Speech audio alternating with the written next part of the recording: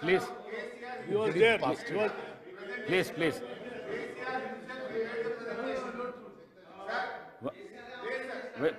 Please, Harish Rao garu, okka mata. Please, Harish Rao garu, okka mata. Sir. Eliminate. పెద్దల హరీష్ రావు గారు ఒక విషయంపై స్పష్టత అడిగిన అధ్యక్ష.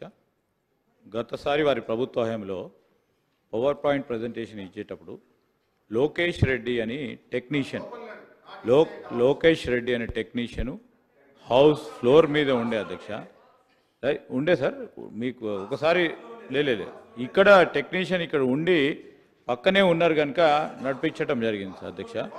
ఈరోజు నేను కూడా మీ అనుమతితోనే టెక్నీషియన్ని కూడా అలో చేయడం జరిగింది. స్పీకర్ పర్మిషన్ ఉంటే honourable speaker has every right to allow or disallow any member who would be required in the proceedings of the house. Minister garu. Sir.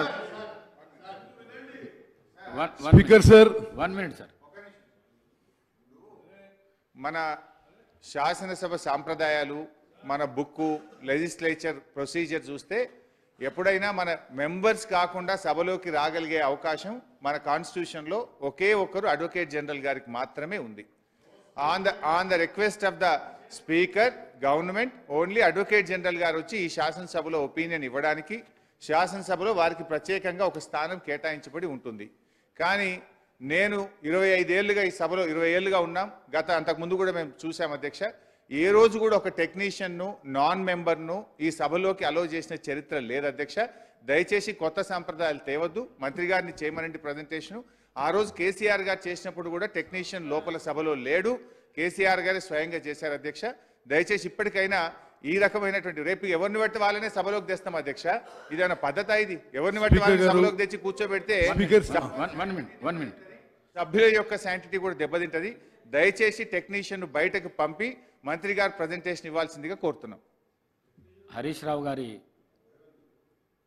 మాటలను గౌరవిస్తూ ఇంతకుముందు ఉన్న ముఖ్యమంత్రి గారు, మాజీ ముఖ్యమంత్రి గారు కూడా ప్రజెంటేషన్ ఇచ్చినప్పుడు టెక్నీషియన్ లోపటనే ఉన్నాడు కాబట్టి 1 మినిట్ రికార్డులనన్నీ పరిశీలించి వారిచ్చిన రిక్వెస్ట్ ఏదైతున్నదో ఆ రిక్వెస్ట్ను కన్సిడర్ చేస్తూ నేను అనుమతి ఇచ్చిన నన్ను ప్రశ్నించొద్దని చెప్పేసి సభ్యులను కోరుకుంటున్నాను.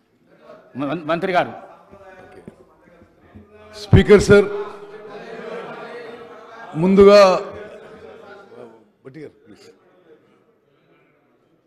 ప్రభుత్వానికి ఇరిగేషన్ సెక్టర్